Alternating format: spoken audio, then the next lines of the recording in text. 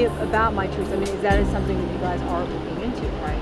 Well, we're trying to identify who these bones belong to, whoever that is.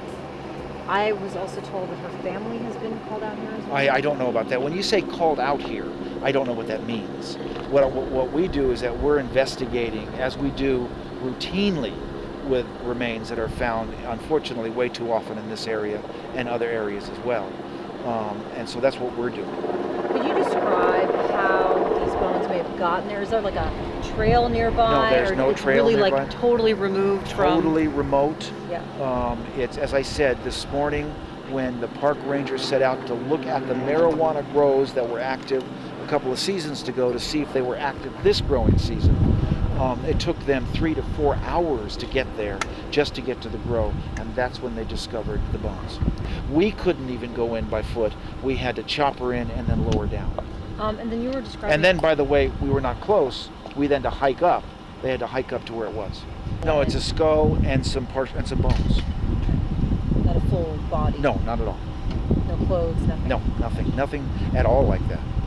Yes, and they can get DNA from the bones. Oh, they have ways of identifying a DNA, if there's any matching dental records, things like that. If there are dental in the skull, then they can match them. But as I say, skull and some bones. So not a lot to go on, but certainly the best of the best will figure out, hopefully, who this person was. Because regardless, it was indeed a human being. She's pissed that she didn't get called by the sheriff's department. He's up there now. He's not based out of Lost Hills, though, right? He's based out of Commerce. No, he's a homicide lieutenant. Yeah. Who's that? Mike Rossi. The family of Mitrice Richardson, I'm sorry. The family of Mitrice Richardson, so we were helping assist. Do they know you're here today? They do know I'm here today, yes. I contacted them when I heard about it, and they're on their way as well. They're on their way out here? Yes. What are their thoughts about this discovery today? They're very disturbed. They're hoping that it's not her, but then again, they're kind of scared that it is her. It's been 11 months. They've been coming out to a lot of locations, Yes, including a recent possible sighting in Vegas. Yes, ma'am. This has got to be kind of It's tugging for very, you. Every time we go out with the family, it's difficult, you know. Because they're on that last edge of hope, you know, and just coming out with them. It's starting to get to me too, you know, because it's, you know, it's starting to get to me.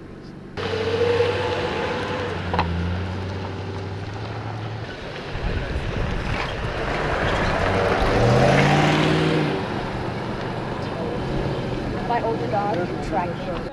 Point with the trees, Right. coming down. Is that where it is? He says it's right down underneath that. Where that kind of a clear, there's rock surface to the left of where the trees are coming down. There's like an opening.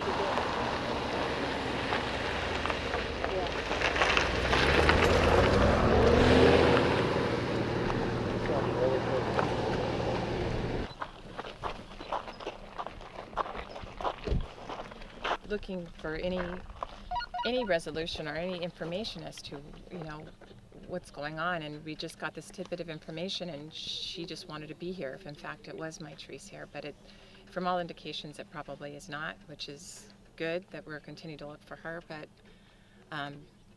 we just wanted to be here for whatever reason, just because we need answers. We need answers, and that's really the bottom line.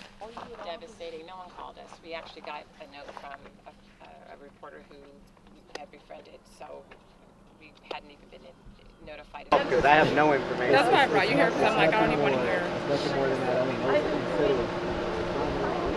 mean, we can hope that it's. You said what? He went and left on foot,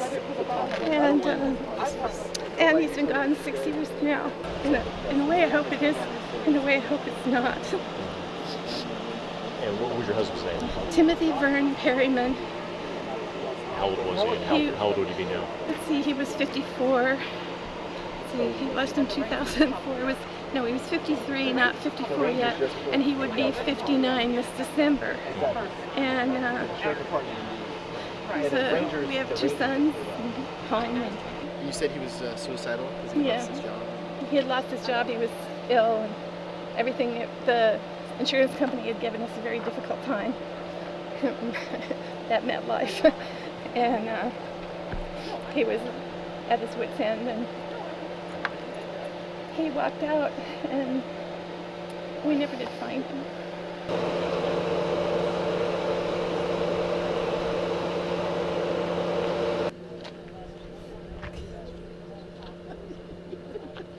We're on the news.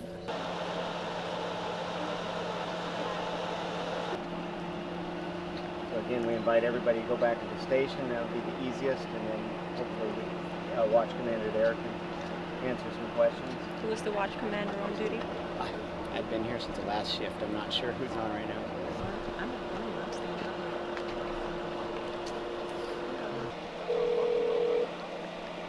I'm sorry, her line is busy. Can I take a message? Well, actually, no. We're here at the discovery site of the remains, and I'm with the family members, and we're trying to figure out what to do. There's no command staff here that can tell us anything what's going on. We called Steve Whitmore. He redirected us there to the station, so we're just trying to get the next direction of what to do with the family that's here at the site. And we have two families here at the site. We were trying to reach the LAPD detective who's in charge of that as well. And there's really poor cell phone signal up there, so we have a sergeant, actually 2 sergeants on their way over there right now. You're going to have 2 sergeants coming in from Calabasas to brief the family as far as what's going to happen? Yeah. Okay. Okay, and just to mind you, we get 2 families here. It's getting dark, and I know I'm pretty much preaching to the choir. That's why I want to talk to the watch commander. Is her line clear now? I'm not sure. I'd have to try again. One moment. Okay.